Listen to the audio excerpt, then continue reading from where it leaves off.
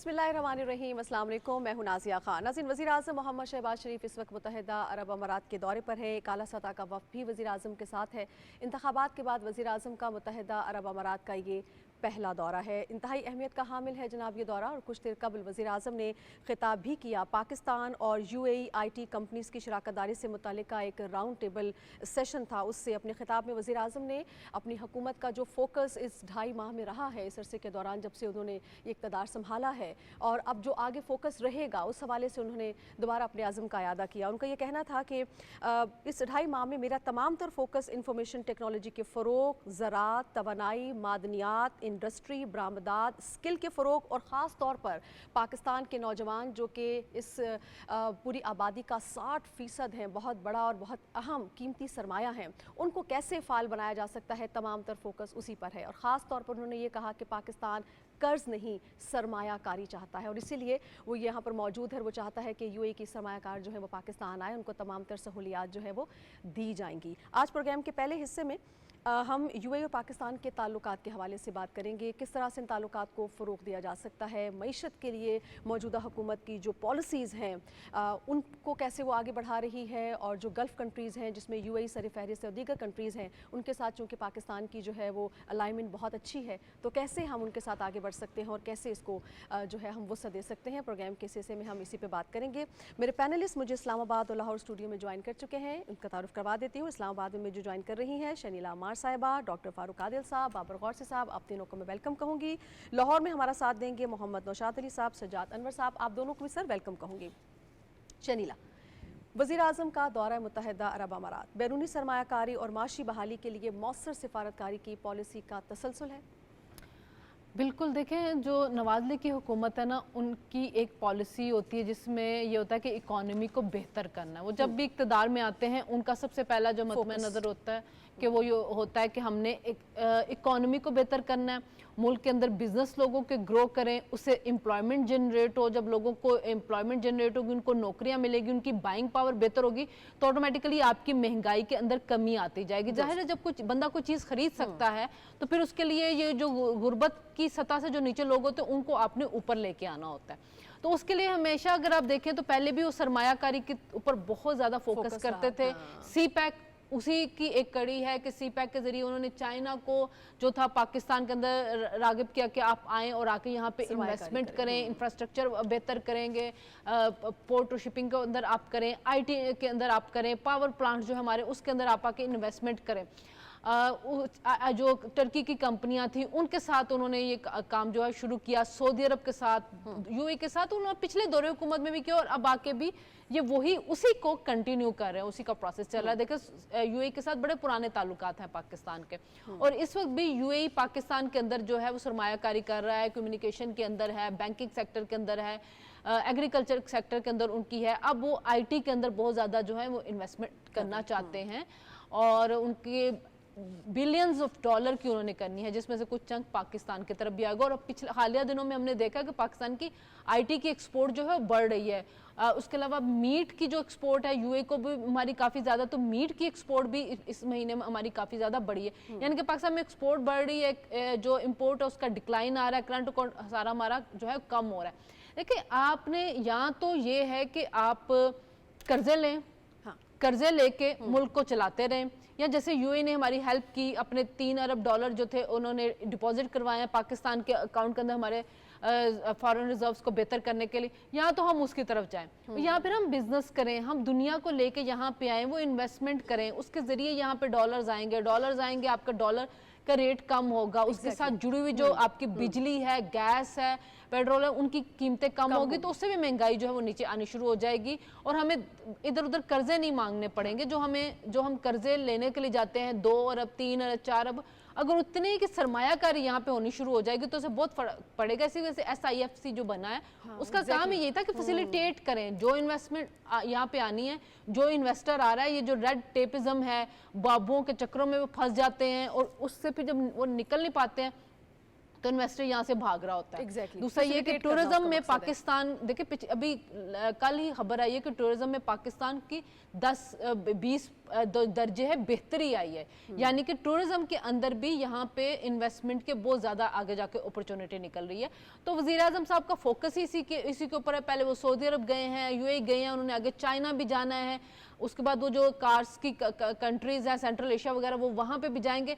Focus एक ही है, मकसद एक ही है कि मुल्क के अंदर इन्वेस्टमेंट लेके आए ताकि बिजनेस बढ़े, ताकि इस मुल्क के अंदर मैशत बेहतर हो, एम्प्लॉयमेंट जनरेट हो। और जो हमारी इतनी यूथ निकल रही है, आपने आखिर उनको कहीं ना कहीं तो नौकरियां देनी है ना, तो उनके लिए नौकरियां जो पैदा करनी है उसके लिए बहुत जरूरी है कि सरमायाकारी इस मुल्क के अंदर। ये यूथ वाली बात शरीला आपने बड़ी सही कही, क्योंकि वज़ीर आज़म अपने खिताब में यूथ के हवाले से बात की, उस पर भी आऊँगी। लेकिन डॉक्टर साहब अभी शनीला ही की बात को आगे बढ़ाती हूँ। पाकिस्तान में हम देख रहे हैं कि एक पैराडाइम शिफ्ट आ रहा है। वज़ीर आज़म पाकिस्तान को जो है वो इन्वेस्टमेंट हब बनाने की बात कर रहे हैं, और उसी जानिब उनकी जो कलीदी उनकी जो कोशिशें हैं वो भी हमें नज़र आ रही हैं। सर, कैसे हम यूएई की एक्सपर्टीज से फ़ायदा उठा सकते हैं? कौन कौन से वो एरियाज़ हैं जिनसे आपको लगता है कि हम उनसे फ़ायदा उठा सकते हैं, अपनी इन्वेस्टमेंट को बढ़ा सकते हैं और मईशत को तगड़ा कर सकते हैं? सर अच्छा, शुक्रिया नाज़िया। देखें, यूएई के साथ जो हमारे ताल्लुकात हैं इन्हें बहुत तारीख़ी तनाजुर में देखना चाहिए, और मैं एक बड़ा दिलचस्प वाक़या यहाँ बयान करना चाहता हूँ।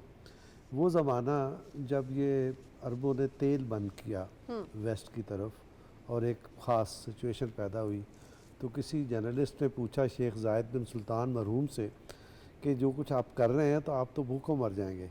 तो उन्होंने कहा नहीं, हम भूखों नहीं मरेंगे, गंदम पाकिस्तान से आ जाएगी और हम समंदर के किनारे बैठ जाएंगे और मछली पकड़ लेंगे और हमारी ज़िंदगी गुजर जाएगी। तो आप इस वाक़े से और शेख ज़ायद बिन सुल्तान अल नहयान मरहूम के इस जुमले से आप दोनों मुल्कों की कुर्बत का और एतमाद का अंदाज़ा कर सकते हैं। तो दरअसल इस वक्त जो वज़ीर आज़म वहाँ गए हैं, तो उस कुर्बत को यूँ समझे कि एक दफ़ा फिर एक्सप्लाइट करने की ज़रूरत है, उसको इस्तेमाल करने की कोशिश की जा रही है। आप ये देखें कि ये यकतरफ़ा कोशिश नहीं है। यूएई में निहायत आला सतह पर वज़ीर आज़म का इस्तकबाल हुआ, बिल्कुल, और वहाँ जाते ही वज़ीर आज़म ने कोई लम्हा ज़ाया किए बग़ैर वहाँ इन्वेस्टर्स से खिताब किया और उन्होंने अपनी तरजीहात बयान की और बताया कि देखें, हम अपनी मईशत को डिजिटाइज़ कर रहे हैं और आईटी में हमारा इनपुट और हमारी सलाहियत ये है, हमारे नौजवान ये सलाहियत रखते हैं, इतने नौजवान हैं, और इसमें आपके लिए क्या गुंजाइश है। तो ये बात उन्होंने कही। यहाँ एक छोटी सी बदकिस्मती का जिक्र करना चाहिए। 2013 में जब पाकिस्तान मुस्लिम लीग नून की हुकूमत आई तो उस वक्त दो स्लोगन थे, look Africa and look far east, कि ये जो इलाके हैं ये हमने एक्सप्लोर नहीं किए हैं, इनको एक्सप्लोर करना है। मुझे याद है कि 2014 की शुरू में मार्च में आई थी, नाइजीरिया का दौरा किया प्रेसिडेंट ममनून हुसैन ने, जो दो तरफ़ा दौरा था, और उनके साथ बड़े अहम आपके मुआहदात हुए जो अभी तक आपकी मईशत को स्ट्रेंथन कर रहे हैं। उसमें क्या क्या तफसीलात थी? उसमें डिफेंस मौजूद था, उसके अंदर तिजारत दो तरफ़ा मौजूद थी, उसमें B2B मुआहदात हुए, G2G मुआहदात हुए, और ये थी लुक अफ्रीका पॉलिसी। और इससे पहले कि आप फार ईस्ट की तरफ जाते और चीज़ों को आप एक्सप्लोर करके अपने लिए हालात बेहतर बनाते, आप ये देखते हैं कि फिर वो हालात बदलते चले गए। 2014 का वो धरना हुआ, 2014 के धरने के बाद फिर सांस ही नहीं लेने दिया गया इस गवर्नमेंट को।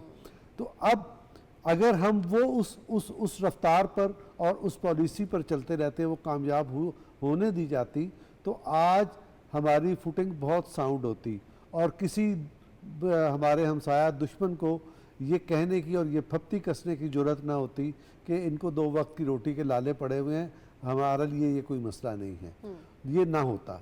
बहरहाल इसके बावजूद कि हमारी मईशत 2000 ख़ास तौर पे 17 के बाद से 2022 तक बिल्कुल रोन दी गई, तबाह कर दी गई, कुछ नहीं बचा उसका। और उसके बाद जब आप आए हैं तो आपको डिफ़ॉल्ट से बचने की आप कोशिशें कर रहे थे। अल्हम्दुलिल्लाह आप डिफ़ॉल्ट से बच गए, और आज 2.5 माह की हुकूमत में, अभी शलीला ये बता रही थी कि जब एक आम आदमी बाज़ार में सौदा लेने जाता है और ग्रॉसरी करने जाता है तो तकरीबन 1/4 अखराजात कम हो गए हैं। पेट्रोल के अखराजात भी यानी कोई मेरा ख्याल 12-13 रुपए या 15 रुपए कम हुए हैं, और इम्कान ये है कि अगले 15 में शायद ये 40 के आसपास मज़ीद कमी हो जाएगी। इंशाल्लाह। ये किस चीज़ की अलामत है? ये इस चीज़ की अलामत है कि 2.5 महीने में एक वज़ीर आज़म जिसकी उम्र 65-70 बरस है, वो ना दिन देखता है ना वो रात देखता है, वो ऐसे सरगर्मियों में मसरूफ़ है और ख़ास तौर पे इन्वेस्टमेंट पाकिस्तान लाना चाहता है। ये जो पॉलिसी बयान की थी अभी शलीला ने, वो क्या थी? वो ये है, मुझे एक दीजिएगा 1 मिनट। वो पॉलिसी देखें, बाज़ हमारे यहाँ हुकूमतें बनी, उनकी पॉलिसी है नौकरियाँ दो लोगों को और उनको तनख्वाहें दो या आप उनको टिप्स दें। उसके मुकाबले में पाकिस्तान मुस्लिम लीग की पॉलिसी ये है कि आप इन्वेस्टमेंट लेके आएँ, बिजनेस बढ़ाएं, इससे रोज़गार के मौके खुद पैदा होंगे, लोगों का मयारी ज़िंदगी खुद बेहतर होगा और आप दुनिया के शाने के साथ शाना मिला के खड़े हो सकेंगे। और ये दौरा जो इस वक्त है अमारात का, इसको इसी नुक्ता नज़र से देखना चाहिए और तवक्को करनी चाहिए कि इस दौरे के नतीजे में हमारे मकासद जो हैं, कौमी मकासद, वो पूरे होंगे। बाबर गौसी साहब, वज़ीर आज़म के इस दौरे को आप कितना फ्रूटफुल देख रहे हैं? दूसरा, अगर हम यूएई की बात करें तो पाकिस्तान और यूएई के यकीनी तौर पे जो ताल्लुकात हैं वो मिसाली हैं। यूएई के साथ अगर हम दीगर गल्फ़ कंट्रीज़ की बात करें तो उनके साथ भी पाकिस्तान की अलाइनमेंट बहुत अच्छी है, पाकिस्तान की अच्छी अंडरस्टैंडिंग है। वज़ीर आज़म ने आज जॉइंट वेंचर की भी बात की यूएई के साथ।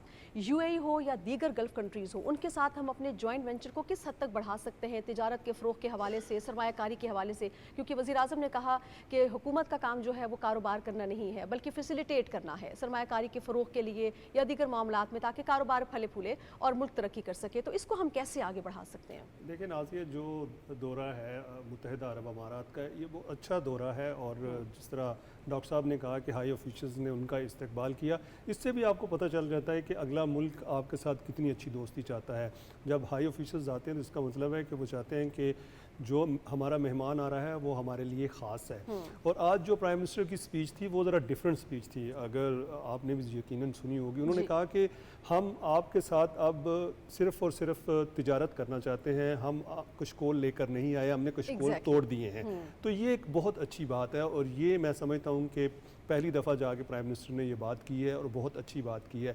और जब उन्होंने ये आईटी कॉन्फ्रेंस से खिताब किया तो उसमें उन्होंने कहा कि अगर आज से 70s का एरा देखें तो पाकिस्तान के जो पायलट्स थे, पाकिस्तान के जो इंजीनियर्स थे, पाकिस्तान के जो डॉक्टर्स थे और इसी तरह जो टेक्निकल एक्सपर्ट्स थे, वो मुत्तहिदा अरब अमारात में आते थे, वो ट्रेन करते थे और उन्होंने एग्जांपल्स दी बाकायदा। तो फिर उन्होंने साथ ये भी रिक्वेस्ट की कि अब मुत्तहिदा अरब अमारात हमसे बहुत आगे जा चुका है, तो अब हम चाहते हैं कि आपके जो एक्सपर्ट्स हैं वो पाकिस्तान में आएँ और हमारे लोगों को आकर ट्रेन करें।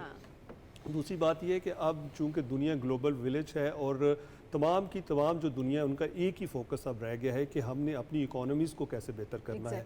अगर मुल्क की मईशत बेहतर होगी तो मुल्क की तमाम चीज़ें बेहतर होना शुरू हो जाएंगी, मेयार ज़िंदगी बेहतर होगा, आपको हेल्थ के इश्यूज़ हैं तो वो सॉल्व हो जाएंगे, एजुकेशन आपके बच्चे अच्छी हासिल करेंगे, आपको अच्छी ट्रांसपोर्टेशन मिलेगी, आपको इसी तरह जो दूसरा मेयार ज़िंदगी है वो बेहतर से बेहतर हो जाएगा। और दूसरी बात ये है कि हमारे जो ताल्लुकात हैं, ख़ासकर मुत्तहिदा अरब अमारात, सऊदी अरेबिया, कतर, इसी तरह बहरीन और कुवैत के साथ, ये बहुत ही मिसाली हैं और हमेशा इसकी मिसाल दी जाती है कि और जितने भी पाकिस्तानी वहाँ पे जो काम कर रहे हैं ओवरसीज़ पाकिस्तानी, उनको कभी भी ऐसे इन ममालिक में जाकर कभी ये नहीं फ़ील हुआ कि वो कहीं पाकिस्तान से बाहर आकर रह रहे हैं, बल्कि उनका कल्चर एक जैसा है, उनकी बहुत ज़्यादा वहाँ पे रिस्पेक्ट है।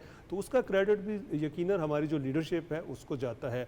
और जहाँ तक बात है कि पाकिस्तान की इकॉनमी को बेहतर करने की और जिस तरह SIFC की बात हो रही है, तो आप देखिएगा कि जो मस्बत इशारे हैं वो आना शुरू हो गए। ये हम नहीं कह रहे, या ये वो लोग कह रहे हैं जो कि रिकॉर्ड बनाते हैं। जिस तरह के फाइनेंशियल टाइम्स की आप रिपोर्ट देख लें, न्यूयॉर्क टाइम की देख लें, इसी तरह आप वॉल स्ट्रीट जर्नल की देख लें, वर्ल्ड बैंक की देख लें, एशियन डेवलपमेंट बैंक की देख लें, कोई ऐसा फाइनेंशियल इंस्टीट्यूट देख लें जिसने ये ना कहा हो कि पाकिस्तान की इकॉनमी बेहतर हो रही है। और उसमें वो ये भी कह रहे हैं कि जो पाकिस्तान की इकॉनमी है उसकी GDP ग्रोथ रेट जो अभी बहुत कम है, उसमें 2 पॉइंट तक जो है इजाफा हो जाएगा। अभी आप देखेंगे कि अगर 2 पॉइंट तक जाती है तो इसका मतलब है कि आपकी इकोनॉमी जो है कितनी अच्छी हो जाएगी। तो इसलिए पाकिस्तान में फॉरेन डायरेक्ट इन्वेस्टमेंट की भी जब हम बात करते हैं तो आपको पता है कि अप्रैल के महीने में जो ये 2024 का है, इसमें 173% फॉरेन डायरेक्ट इन्वेस्टमेंट में का इजाफा हुआ है। तो ये क्रेडिट भी आप इस हुकूमत को दें, इनकी पॉलिसीज़ को दें, SIFC को दें,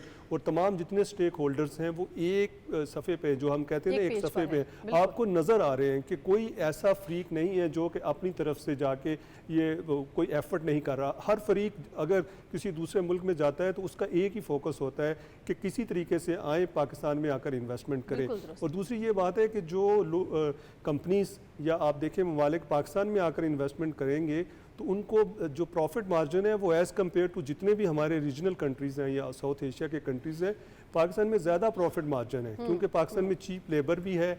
इसके अलावा टैक्स की रेशो भी जो है वो दूसरे ममालिक के मुकाबले में कम है और सिक्योरिटी पॉइंट ऑफ व्यू से भी ठीक है।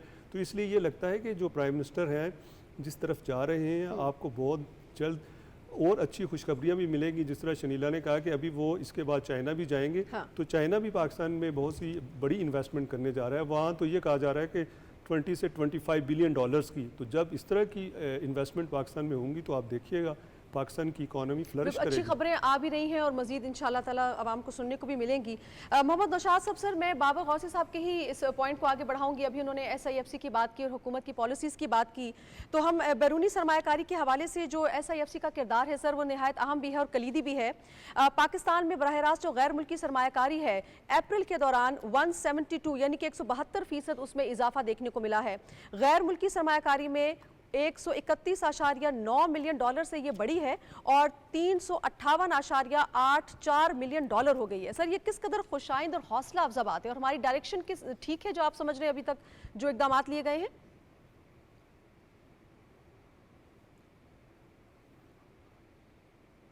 ये जो जितने भी आप इशारे बता रही हैं, ख़ास तौर पर जो फॉरेन डायरेक्ट इन्वेस्टमेंट के हैं या अदरवाइज़ हमारी जो पॉलिसी है इस वक्त वो बिल्कुल राइट डायरेक्शन में है। वो इसलिए भी कि आप देखिए कि हमारा जो एक मेजर जो कंसर्न इंटरनेशनल जितने भी हमारे दोस्त ममालिक हैं या दीगर ममालिक हैं, उनका जब हुआ करता था कि हम अगर फ़र्ज़ कीजिए कि उनके पास कुछ मांगने के लिए जाएंगे तो उनको ज़रा सोचना पड़ेगा। लेकिन अब जो हमने बहुत क्लियर एक डायरेक्शन दे दी है कि हम किसी से मांगना नहीं चाहते, हमने कशकोल तोड़ दिया है, हम सिर्फ तिजारत करना चाहते हैं। ये जो UAE के दौरे पे जिस पे अभी हमारे पार्टिसिपेंट्स ने बड़ी सेर हासिल गुफ्तगू कर दी है, हम ये चाहते हैं, देखिए इसके अंदर एक बड़ा जो एलिमेंट है वो ये है कि बजाय इसके कि पाकिस्तान से लोग UAE जाएं और जाकर वहां पर काम करें, ये जो अब हम एफर्ट कर रहे हैं इसका मकसद ये है कि UAE जो दुनिया का एक तरह का मुआशी हब बन चुका है, वहाँ पर दुनिया की तमाम IT बड़ी कंपनीज, तमाम जितने ब्रांड्स हैं और जितने भी इंटरनेशनल मल्टीनेशनल कंपनीज हैं, वो सारी की सारी जो हैं दुबई में अपने अपने हेड ऑफिस भी रखती हैं, दूसरे दीगर ऑफिस भी रखती हैं। तो उनके ब्रांच ऑफिस अगर पाकिस्तान में बन जाए तो वो एक लाइजन जो ग्लोबल विलेज से है, और जिस डिजिटाइजेशन की हम बात कर रहे हैं, चाहे वो इकोनॉमी से हमारी इकोनॉमी की बात कर रहे हो डिजिटाइजेशन की, या हम रोजगार सेंटर, चाहे हमने ये आज ही हमें 100 रोजगार सेंटर बनाने की बात की गई है, 10 IT पार्क्स बनाने की बात की गई है। आपने देखा कि CM पंजाब ने भी IT पार्क्स बनाने, IT सिटी बनाने शुरू कर दिए हैं, डिक्लेयर कर दिए गए। उसको बनाकर उसको इस्तेमाल करने के लिए कि उन IT पार्क्स के अंदर और उन IT सिटीज़ के अंदर इन्वेस्टमेंट लाई जा सके, उसके लिए जो वज़ीर आज़म साहब हैं वो UAE में मौजूद है। और वहाँ पर फिर वो जब UAE में मौजूद हैं और वो जिस IT कॉन्फ्रेंस से खिताब कर रहे हैं, एक्चुअली दरअसल वो पूरी ग्लोबल वर्ल्ड से खिताब कर रहे हैं, पूरी ग्लोबल वर्ल्ड को एक्चुअली वहाँ से बैठकर वो पैगाम दे रहे हैं कि हमारे यहाँ हम IT सिटीज़ भी बना रहे हैं, पार्क्स भी बना रहे हैं, हम रोज़गार सेंटर्स भी बना रहे हैं, आप हमारे साथ IT के अंदर इन्वेस्टमेंट करें। और देखिए पाकिस्तान में ये जिस नौजवानों की जिस आबादी की बात की जाती है, अगर इसको मामूली सी इन्वेस्टमेंट के साथ स्किल्ड किया जाए तो पाकिस्तान के अंदर 1-1.5 साल 2 साल के अंदर आप 20-30 अरब डॉलर की एक्सपोर्ट्स करने की पोजीशन में आ सकते हैं। अगर उनकी डायरेक्शन दुरुस्त हो, उनको मल्टीनेशनल कंपनीज का, इंटरनेशनल कंपनीज का उनके साथ लाइजन ठीक हो, तो ये सारी की सारी वर्क फोर्स थोड़ी सी इन्वेस्टमेंट के साथ, यानी इनको अगर 6-8 माह के कोर्सेज करा दिए जाएं, 1 साल का कोर्स करा दिया जाए, तो ये सारे लोग जो है وہ ہزاروں ڈالر کمانے کی پوزیشن میں آ جاتے ہیں. تو یہ اوور آل آپ کا جو ہے ویسے تو کہتے ہیں کہ پاکستان کا پوٹینشیل جو ہے وہ تقریباً 60 ارب ڈالر کی آئی ٹی ایکسپورٹ کا ہے اس وقت, اگر اس کو اکوپ کر دیا جائے یا اس کو آئی ٹی کی پراپر تعلیم دے دی جائے. لیکن فوری طور پر بھی اگر یہ کام کیا جائے تو آپ 1-1.5 سال میں اس کے نتائج لے سکتے ہیں. اور یہ جو بات سنیلا نے کہی تھی وہ بڑی امپورٹنٹ تھی کہ ہم چند ارب ڈالر کے لیے جو آئی ایم ایف کی اتنی سخت شرائط کی بات کرتے ہیں, ہم اتنے مسائل جھیلتے ہیں, اگر اتنے ہی ارب ڈالر کی انویسٹمنٹ آپ کو آئی ٹی سیکٹر سے آ جائے, ہم نے ایگریکلچر سیکٹر کو بھی, مائننگ سیکٹر کو بھی, دیگر سیکٹرز کو بھی پوائنٹ آؤٹ کیا ہوا ہے.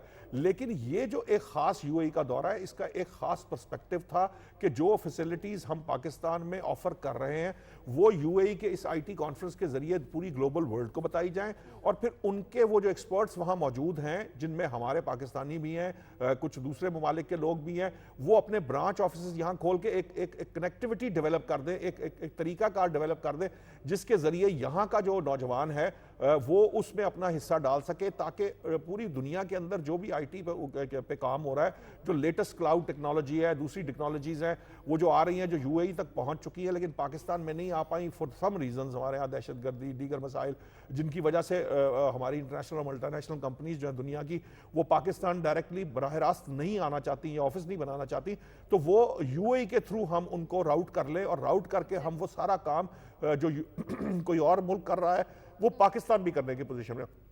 سو میری نظر میں یہ بڑا اسٹریٹجک ڈیسیژن تھا, اور یہ اسٹریٹجک جو ڈیسیژن ہے یہ اکانومی کو بوسٹ کرنے کے لیے اور اس کی صحت کو بہتر کرنے کے لیے اور اس کے اندر جسے کہتے ہیں نا جان ڈالنے کے لیے بہت ہی اہم تھا. اور اس کے جو نتائج ہوں گے وہ ایک علیحدہ سے جسے کہتے ہیں نا کہ آپ باقی تو سارے سٹیپس لے ہی رہے ہیں, لیکن یہ جو ایک دورہ ہے یہ اگر پراپر طریقے سے فروٹفل ثابت ہو جائے تو آپ کو بڑے پرومیننٹلی نظر آئے گا کہ آپ کے جو اکانومی ہے اس کے اندر آئی ٹی کیا بوسٹ دے سکتی ہے اور کتنا روزگار ڈیولپ کر سکتی ہے, جس کے ذریعے آپ اپنی اکانومی کو ود ان نو ٹائم جو ہے وہ دوبارہ سے اپنے پاؤں پہ کھڑا کر کے گرو کروا سکتے ہیں. ٹھیک ہے, ہمیں یہ بھی دیکھنا ہوگا نوشاد صاحب کہ ہمارے جو نیبرنگ کنٹریز ہیں انہوں نے آئی ٹی میں کتنی ترقی کر لی اور کس طرح سے اپنی معیشت کو انہوں نے بوم اور بوسٹ دیا ہے. بالکل ٹھیک. سجاد صاحب, اپنے خطاب میں وزیر اعظم نے نوجوانوں کی بات کی, یقینی طور پہ 60% حصہ ہے پاکستانی پاپولیشن کا, ٹوٹل پاپولیشن کا, بہت بڑا اثاثہ ہے, قیمتی سرمایہ ہے, لیکن سر اب بات یہ ہے کہ پاکستان کی ترقی میں, معیشت کو تگڑا کرنے میں اتنی بڑی استعداد کار کو ہم کیسے انٹیگریٹ کریں, ان کی صلاحیتوں سے کس طرح سے فائدہ اٹھائیں, کیونکہ ابھی تک تو ان کو پوری طرح ہم یوٹیلائز نہیں کر پائے. سر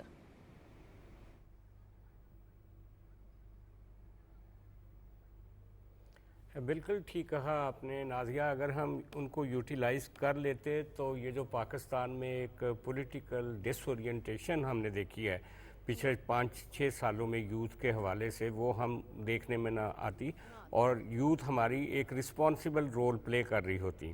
تو میرا خیال ہے دیر آئے درست آئے, اب یہ جو انیشیٹوز شروع کیے ہیں گورنمنٹ آف پاکستان نے, اور خاص طور پہ یہ کہ اب ہمیں ایڈ کی ضرورت نہیں ہے, ہمیں ٹریڈ کی ضرورت ہے, اور جس طریقے سے جو ہمارے لوپ ہولز تھے اسٹیٹ کے, خاص طور پہ جو جن کا شنیلا صاحبہ نے بھی ذکر کیا کہ ریڈ ٹیپزم اور یہ جو بیوروکریٹک ہرڈلز تھیں ان کو دور کرنے کے لیے CFIC بنا لی گئی ہے پاکستان کے اندر, اور تمام ادارے آن بورڈ ہیں کہ جو بھی باہر سے سرمایہ کاری آئے گی ان کے لیے زیادہ سہولت کے امکانات پیدا کیے جائیں گے. پھر لا اینڈ آرڈر کو ٹھیک کرنے کی کوشش کی جا رہی ہے. یہ دو بنیادی چیزیں ہیں, ایک ہمارے بیوروکریٹک ہرڈلز تھیں انٹرنیشنل انویسٹمنٹ کے حوالے سے, اور دوسرا ہمارے ہاں یہ جو لا اینڈ آرڈر سچویشن تھی, اور تیسرا پولیٹیکل ڈی اسٹیبلائزیشن تھی جس کی وجہ سے لوگ پاکستان میں آنے سے گھبراتے تھے. تو اگر یہ تینوں ٹارگٹس کو ہم اچیو کر لیتے ہیں, اور جو بات آپ نے نوجوانوں کے حوالے سے کہی ہے, ہمیں اسی پروگرام میں بار بار میں ذاتی طور پہ یہ تجویز دے چکا ہوں کہ پاکستان کے پاس بہت سارے وسائل ہیں جو ہم ابھی ضائع کر رہے ہیں. مثلا ہماری سرکاری یونیورسٹیاں, سرکاری ہائی اسکول, سرکاری کالجز شام کے وقت سارے فری ہوتے ہیں عمومی طور پہ, بہت کم جگہ پہ ایوننگ کلاسز ہوتی ہیں. تو اگر ایوننگ کلاسز میں یہ سٹارٹ اپس کو جگہ دے دی جائے اور لوگوں کو یہ جو نوشاد صاحب نے کہا 6 مہینے کے 3 مہینے کے آئی ٹی کورسز کروائے جائیں یوتھ کو, ایسی یوتھ ہے پاکستان میں نازیہ کہ جو ابھی سکول بھی نہیں گئی، بہت بڑی تعداد ہے، کروڑوں لوگ ہیں جو کروڑوں نوجوان ہیں جن کو سکول ہی نہیں جانے کی ان کے حیثیت ہی نہیں ہوتی. پھر بہت سارے لوگ ہیں جو میٹرک کے بعد اپنی ایجوکیشن کو فالو نہیں کر پاتے، کئی ہیں جو گریجویشن پہ جا کے رک جاتے ہیں. تو بیسیکلی ہمیں کیڈر کرنا چاہیے. میٹرکولیشن والوں کے لیے شارٹ کورسز ہونے چاہیے آئی ٹی کے، تاکہ وہ ایک کارآمد نوجوان بن سکیں. اور یہ جو جس طرح کی اپرچونٹی آ رہی ہے، جیسے یو اے ای کے ساتھ ہماری بات ہو رہی ہے، کل کو چائنا کے ساتھ بات ہوگی، تو آئی ٹی کے حوالے سے پاکستان ایک انتہائی میں سمجھتا ہوں کہ زرخیز ملک ہے. نوجوانوں کی سکل کو اگر ہم ان کو سکلفل کریں اور اس مارکیٹ کو کیپچر کر سکتے ہیں، جیسا کہ آپ نے کہا کہ ہمارے پڑوسی ملکوں میں پچھلے تقریباً 15-20 سال سے انہوں نے آئی ٹی سیکٹر کو تقریباً خاص طور پہ ہمارے ایک پڑوسی ملک نے تو ایک بڑا حصہ اس کی اکانومی کا اب آئی ٹی ایکسپورٹ سے آتا ہے. تو پاکستان کے لیے لامحدود مواقع ہیں، اور یہ جو انیشیٹو جی آپ کا، میں سمجھتا ہوں کہ یہ اس میں سنگ میل ثابت ہوگا. اور پنجاب گورنمنٹ بھی ایفرٹ کر رہی ہے. ہمیں آئی ٹی کے فیسٹیولز کرنے چاہیے، بڑے ایکسپوز منعقد کرنے چاہیے، باہر کی کمپنیوں کو انوائٹ کرنا چاہیے، نوجوانوں کی اورینٹیشن کرنی چاہیے. ہمیں بہت کچھ کرنے کی ضرورت ہے، کام کرنے کی ضرورت. ڈاکٹر صاحب کچھ ایڈ کیجیے گا، پھر میں نیکسٹ ٹاپک کی جانب جاؤں. ایک جملہ کہنا ہے، سجاد صاحب نے بہت خوبصورتی سے بات کی، اور خاص طور پہ جامعات اور یونیورسٹیوں میں سٹارٹ اپس کے لیے.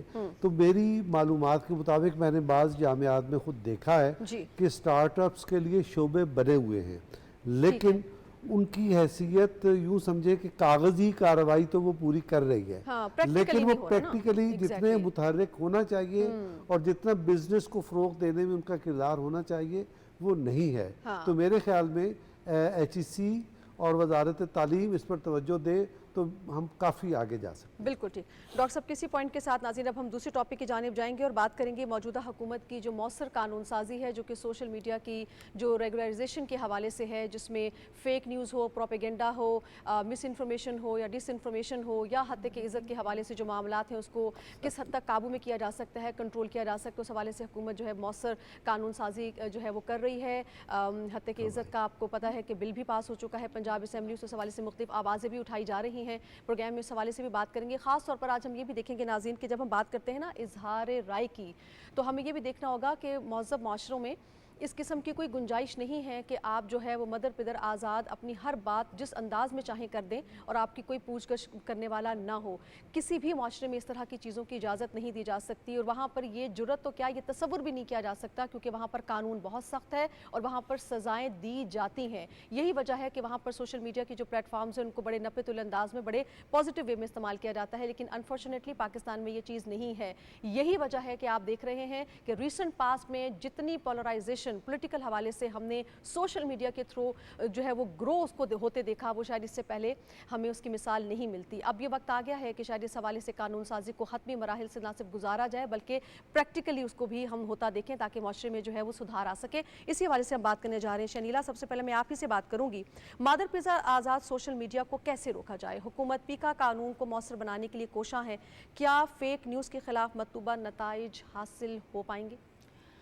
ناظرین، اس فورم کے اوپر ہم بہت دفعہ نا اس کے اوپر بات کر چکے ہیں کہ سوشل میڈیا ہو، الیکٹرانک میڈیا ہو، پرنٹ میڈیا ہو، آپ کسی کو بھی مادر پدر آزاد نہیں چھوڑ سکتے. آپ کو کچھ نہ کچھ لیمیٹیشن جو ہے وہ سیٹ کرنی ہوگی. دیکھیں، ہمیں فرق کرنا ہوگا آزادی اظہار رائے میں، ہمیں فرق کرنا ہوگا تنقید میں، ہمیں فرق کرنا ہوگا حد عزت میں، الزامات میں، کردار کشی میں، مس انفارمیشن میں، ڈس انفارمیشن میں. یہ ہوتا ہے کہ ایک صحافی ایک خبر دیتا ہے، سورسز کے ساتھ دیتا ہے، بعض دفعہ اس کی خبر وہ باؤنس کر جاتی ہے.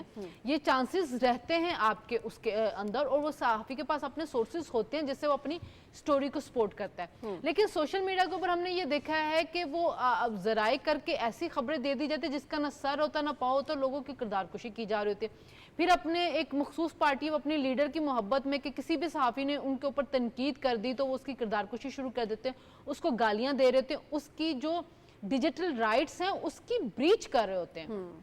دیکھیں، اگر کوئی میرے जो मैं वहाँ पे अपनी कुछ ज़ाती तस्वीरें लगा रही हूँ सोशल मीडिया के ऊपर, मेरे ज़ाती वहाँ पे कॉन्टैक्ट्स पड़े हुए हैं, मेरा ईमेल एड्रेस है, उसको अगर कोई शेयर कर रहा है सोशल मीडिया के ऊपर या मेरी फेक वीडियो बना रहा है, मेरी फेक तस्वीरें बना रहा है, तो मेरे डिजिटल राइट्स की वायलेशन कर रहा है। मुझे उसको कहीं ना कहीं तो किसी ना किसी कोर्ट में लेके जाना है, कहीं किसी ना किसी कानून के तहत लेके आना है। अभी जो हमारी सहाफती तंजीमें हैं वो शोर डाल रही हैं जो पंजाब के अंदर हद तक इज्जत का कानून जो पास हुआ इसके ऊपर।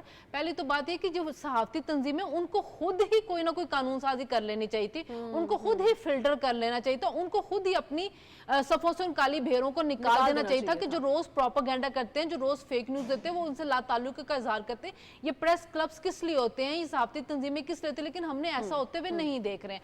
तो सहाफी अपनी जिम्मेदारी जब पूरी नहीं करे तो फिर हुकूमत को कानून साजी करती है, जब वो कानून साजी करती है तो फिर ये हड़तालों के ऊपर चले जाते हैं। चाहिए इनको ये कि ये खुद हुकूमत के साथ मिले और कोई ना कोई पैरामीटर्स, कोई ना कोई कानून साजी करें, उसमें हुकूमत की हेल्प करें, इस तरह नहीं छोड़ा जा सकता। डॉक्टर साहब, जब हम आज़ादी इज़हार राय की बात करते हैं तो यकीनी तौर पे वो भी हदूदों क़यूद का पाबंद तो होता है ना। और सबसे पहले मुझे मेरा आर्टिकल, जो आइन का आर्टिकल 19 है, वही बताता है कि मेरी क्या हदूद है। फिर वो आर्टिकल हम पढ़ते क्यों नहीं, और अगर पढ़ते हैं तो फिर समझते क्यों नहीं, अगर समझते हैं तो फिर अमल क्यों नहीं करते?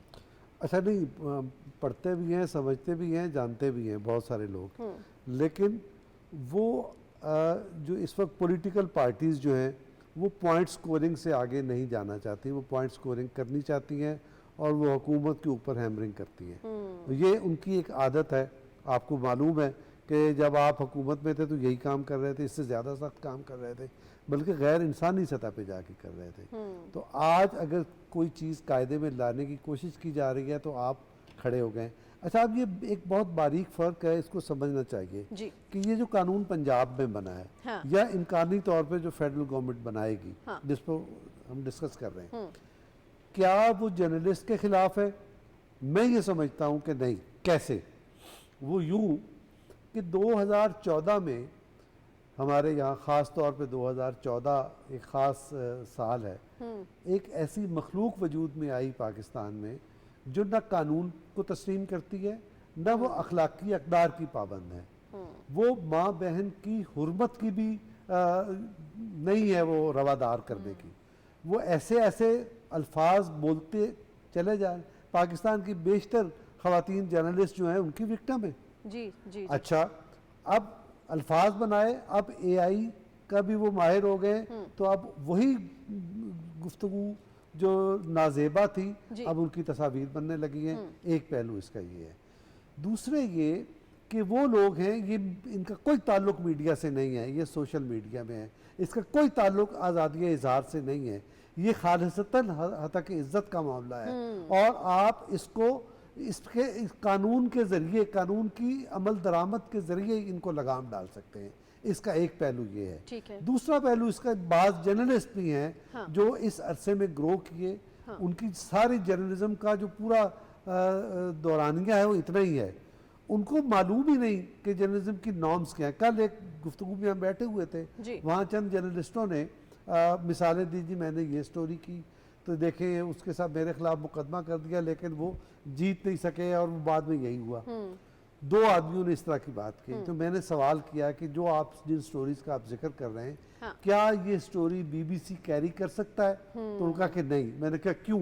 इसलिए कि BBC कहता है कि आप जो क्लेम कर रहे हैं उसके सबूत में कोई कोर्ट लेके आए, हमारे पास कोर्ट नहीं था। देखिए, इंटरनेशनल नॉर्म्स जर्नलिज्म की ये हैं कि आप कोई चीज़ रिवील कर रहे हैं तो किसी जिम्मेदारी के साथ जिम्मेदारी भी लेनी होती है, इसके बगैर नहीं होगा। और अगर आप बगैर जिम्मेदारी के जर्नलिज्म करना चाहते हाँ, हैं तो दरअसल अपने पाँव पे कुल्हाड़ी चला रहे हैं। कैसे? हाँ, ये एक साइंस मीडिया मैलेस एक थ्योरी है जिसका ताल्लुक जमहूरियत के निज़ाम से भी है और मीडिया के निज़ाम से भी है। जो जर्नलिज्म गाली गलोच करता है, गैर जिम्मेदाराना जर्नलिज्म करता है, वो फौरी तौर पे तो तवज्जो मबजूल करा लेता है अपनी जर्नलिज्म, लेकिन उसके बाद वो इस कदर डिस्क्रेडिट हो जाता है कि वो अपनी मौत के करीब चला जाता है। तो आप ये देखें कि इस वक्त हमारा प्रिंट मीडियम हो और या इलेक्ट्रॉनिक मीडिया हाँ, वो कहाँ खड़े हुए? बिल्कुल ठीक। बाबर साहब, मुख्तसर से चाहूँगी जवाब, क्योंकि टाइम में पास कम है। जिस कानून साजी की हम बात कर रहे हैं सर, ये वक्त की कितनी अहम ज़रूरत है और इससे किन को खतरा है सर? जो एक सहाफ़ी है अगर वो अपनी जिम्मेदारी के साथ न्यूज़ दे रहा है तो उसको तो इससे कोई खतरा नहीं है। खतरा या परेशानी सिर्फ उन लोगों के लिए है जो कि गैर जिम्मेदारी का मुजाहरा करते हैं, जो कि हद तक इज्जत तक चले जाते हैं, ये खतरा तो उनके लिए है। तो एतराज़ात किस तरफ से सामने आ रहे हैं सर फिर ये? बेसिकली ये ख़तरा बिल्कुल सही कहा आपने कि ये कोई जितने भी जर्नलिस्ट हैं इनको किसी को भी नहीं है। पहले भी तो ये जर्नलिज्म कर रहे थे, आज तक इनको कोई मसला नहीं हुआ। कभी कहते हैं कि जी हमें फ्रीडम ऑफ स्पीच की बात करते हैं, कभी भी इनको ऐसा नहीं हुआ कि कोई स्टोरी इन्होंने फाइल की और वो ना चली हो, अगर गलत भी चली है तो उसका रिवर्टल आ जाता है। ये ख़तरा उन लोगों को है जो एंटी स्टेट हैं, ये ख़तरा उन लोगों को है जो एंटी आर्म फोर्सेस हैं, ये ख़तरा उन लोगों को है जो एंटी जो है हुकूमत है, हुकूमत अच्छा काम भी करे तो इन्होंने ये तनकीद करनी है। ये ख़तरा उन लोगों को है जो कि बहुत सी चीज़ें सोशल मीडिया पे ऐसी चलाते हैं जो कि अखलाकियात से गिरी हुई हैं, ये ख़तरा उन लोगों को है। तो इसलिए जो माफियाज़ हैं वो सारे इकट्ठे हो गए हैं। अभी आप देखें कि कोई भी जब कानून साजी की जाती है तो उसका मकसद होता है कि चीज़ों को सीधा करना, उनकी डायरेक्शन को ठीक करना। अभी जब हुकूमत डायरेक्शन ठीक कर रही है तो आपको क्या इश्यूज़ हैं? आप जो वो TORs बनाएंगे उसमें रहकर काम करें, आप तब भी पैसे बना सकते हैं। आप अगर अभी पैसे बना रहे हैं तब भी बना लें।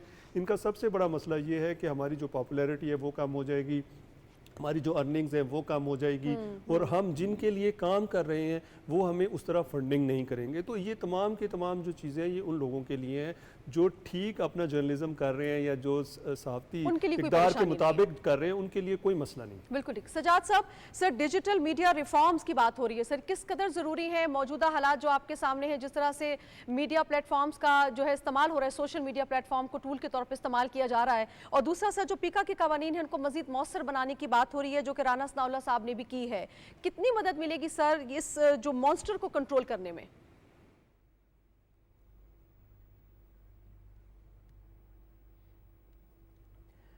देखें, कवानीन हमने ना पिछले 4-5-6 सालों में कई बनते देखे हैं, लेकिन ये मॉन्स्टर जो है ज़्यादा ताकतवर से ताकतवर होता चला जा रहा है अनफॉर्चुनेटली। आपने भी देखा, हमने भी देखा, PTI की गवर्नमेंट थी तो उन्होंने मीडिया डेवलपमेंट अथॉरिटी बनाने की कोशिश की थी, जिसके तहत चीज़ों को रेगुलेट करने की कोशिश की, वो नहीं हो सका।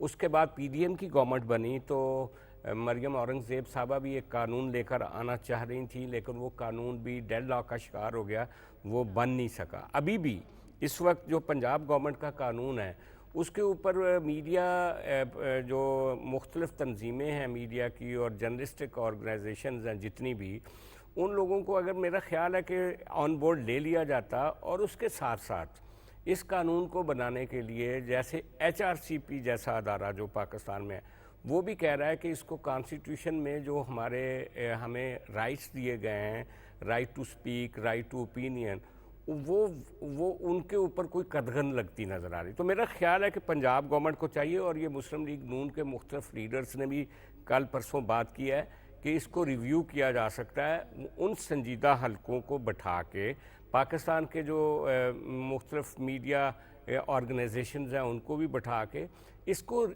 कंसोलिडेट कर लेना चाहिए इस कानून को, ताकि सारे लोग इसके ऊपर एग्री कर दें। लेकिन जिनकी तरफ इशारा मेरे पैनलिस्ट ने किया वो तो इस मामले में पार्टी है ही नहीं, वो उनकी कोई ऑर्गेनाइज शक्ल है ही नहीं जो सोशल मीडिया पे बैठ के बुरी और गलीज़ किस्म की मतलब पोस्ट लगाते हैं या ऐसे वीलॉग करते हैं या जो मुख्तलिफ तरह की एक्टिविटी सोशल मीडिया पे करते हैं। उनकी तो आवाज़ सुनी भी नहीं जानी चाहिए। लेकिन मेरा ख्याल है कि वो स्टेक होल्डर जो कि पिछले 70 साल से पाकिस्तान में मीडिया की आज़ादी के लिए काम कर रहे हैं उनको सुना जाना चाहिए, और कानून में अगर कोई छोटी मोटी रद्दोबदल। मैं आखिरी नोट सर नौशाद साहब को देना चाहूँगी, टाइम मेरे पास बिल्कुल कम है। नौशाद साहब, क्या आप समझते हैं कि मौसर कानून साजी के जरिए सोशल मीडिया प्लेटफॉर्म को जो है वो मौसर अंदाज में पॉजिटिव वे में इस्तेमाल करने की तरगीब दी जा सकती है? सर मुख्तसर से जवाब चाहूँगी। जी बिल्कुल दी जा सकती है। फ़र्क सिर्फ यह है कि सोशल मीडिया अगर मॉन्स्टर था तो सोशल मीडिया को कंट्रोल करने की कोशिश की जानी चाहिए थी। ये जब आप इधर उधर से ज़्यादा मामलात बढ़ा देते हैं तो उससे प्रॉब्लम आ रही है। लेकिन मैं ये साथ आपको ये भी बताता चलूँ, खबर यही है कि जैसा सजाद साहब ने कहा है कि मोस्ट प्रोबेबली गवर्नर साहब जो है वो ये बिल वापस भेज रहे हैं असम्बली, और उसके बाद जो है इसका रिव्यू का प्रोसेस शुरू हो जाएगा, और उस वक्त जो सहाफ़ती तंजीमें हैं उनसे राय ली जाएगी। तो मुझे उम्मीद है, कभी उम्मीद है کہ جو بہتری جس کی امید کی جا سکتی ہے یا ہونی چاہیے، جو قانون ایکسپیکٹڈ ہے اور جو متوقع ہے یا جو ہونا چاہیے، امید کی جا سکتی ہے، اور جو بھی گنجائش ہے اس کو حکومت جو ہے وہ آن بورڈ لوگوں کو لے گی. جو بھی اعتراضات ہیں، ضرورت اس امر کی ہے کہ ہم قوانین کو عمل درآمد کو یقینی بنائیں اور دیکھیں کہ کون سی چیز جو ہے ملک کے مفاد میں اور کون سی نہیں. اپنے تمام پینلسٹ کا شکریہ ادا کرتی ہوں. آپ کا شکریہ، اپنے پروگرام دیکھا. اللہ نے کے بعد.